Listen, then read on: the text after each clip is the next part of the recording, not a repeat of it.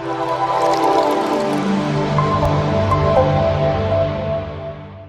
mteja, kama unavyoona hapa tuko Masonga Center, na hii barabara kama unavyoiona tayari ni changarawe. It means kwamba muda kuanzia sasa hivi masaa machache siku za mbeleni tayari hapa panaingia rami. Hii barabara inaenda moja kwa moja mpaka site. Habari yako? Salama dada. Unaitwa nani? Naitwa Damson Sangali.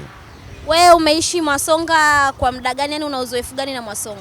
Mimi na miaka karibia 12 hapo. Unaweza kumshawishi vipi mtu ambaye anasema Mwasonga labda huko ni kijijini? Kwa wewe tayari tunakuona una makazi yako huku na unaishi huku.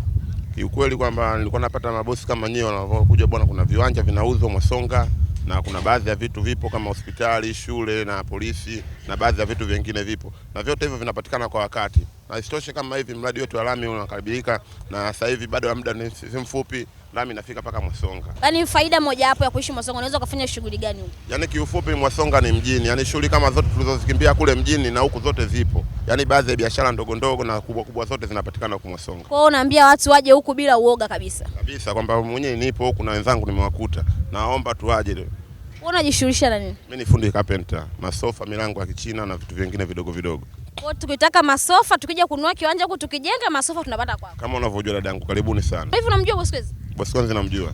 Unamsikia vipi? Namsikiaga tu kwenye TV na radio yake ambayo anauzaga viwanja na nauza viwanja kwa bei rahisi na kidogo kidogo inawezekana kulipa, na kama ukiwa na pesa kesho unalipa moja kwa moja.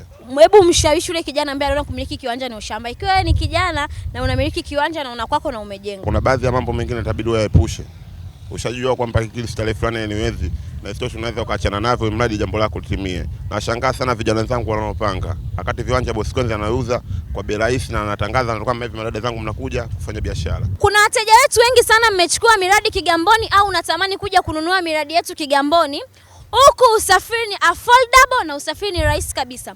Kuna daladala ambazo zinatoka moja kwa moja mjini, tukianzia kule Mbagala za Kiemu mpaka hapa Mwasonga. Daladala zinatokea Kibada, kuna zinatokea Kigamboni. Sehemu yoyote ambayo usafiri unakuwa ni affordable na ni rahisi kufikika, hiyo ndiyo sehemu ya kuishi.